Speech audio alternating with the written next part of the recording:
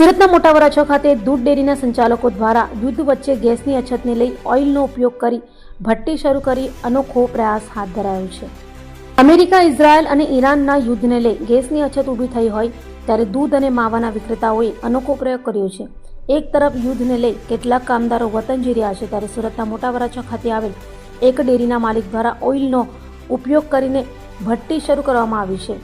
દૂધ અને માવાના વિક્રેતાઓ દ્વારા અનોખો પ્રયાસ કરાયો હોય જેને લઈ અન્ય લોકોને પણ આવી રીતે ઉપયોગ કરવાની સલાહ આપવામાં આવી હતી।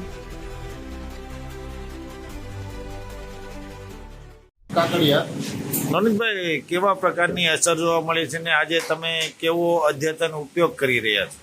અત્યારે ગેસ અવેલેબલ નથી, તો ગેસના અવેજીમાં અમે એવું કરી રહ્યા છીએ કે ભાઈ એક બળી ગયેલા ઓઇલનો ઉપયોગ કરી અને એક આપણે ભઠ્ઠી બનાવીએ કે જેમાં આપણે ગેસની જગ્યાએ બળી ગયેલા ઓઇલનો ઉપયોગ કરી શકીએ અને કોચ આપણે નીચે લાવી શકીએ। કઈ રીતે ઉપયોગ કરી રહ્યા છો અને તમે શેના વ્યવસાય સાથે જોડાયેલા છો? અમે ડેરી ઉદ્યોગ સાથે જોડાયેલા છે અને દેશી જુગાડથી અમે આ એક સગડી ચાલુ કરવા જઈ રહ્યા છે કે જેમાં લોજિક એટલું બધું છે નહીં, પણ માઇન્ડનું લોજિક ચલાવીને અમે ગેસનો અવેજીમાં આનો ઉપયોગ કરી શકીએ એવો અમે આઈડિયા કર્યો છે। શું લાગી રહ્યું છે જે રીતે અસર પડી જશે, કેવો ધંધા ઉપર ઇફેક્ટ? ધંધા પર અત્યારે ઇફેક્ટ તો બહુ છે, જો જેમ બને એમ જલ્દીથી આ એક રિકવરી થાય અને બધાના ધંધા એક સ્ટેબલ થાય એવી અમને પણ આશા છે।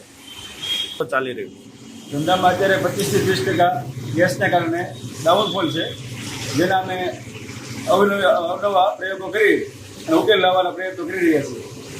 કેવા પ્રકારનો ઉપયોગ કરવામાં આવી રહ્યો? અત્યારે બળી ગયેલા ઓઇલમાંથી અને પ્લસ કે ડીઝલ અથવા કેરોસીન, પેટ્રોલ કોઈ પણ જાતનો ઈંધણમાંથી જે અમારા સગડા ચાલતા હતા ગેસથી એને અમે ઉપયોગ કરી અને ફરીથી ચાલુ કરવા માંગીએ છીએ। યુદ્ધની અસર કેવી જોવા મળી રહી? યુદ્ધની અસર ધંધામાં કમસે કમ અમારા ધંધા પ્રમાણે ગણો તો 25 થી 30% ડાઉનફોલ છે। જનરલ બીજા ધંધાની તો અમારા કરતાં પણ વધારે ખરાબ હાલત છે।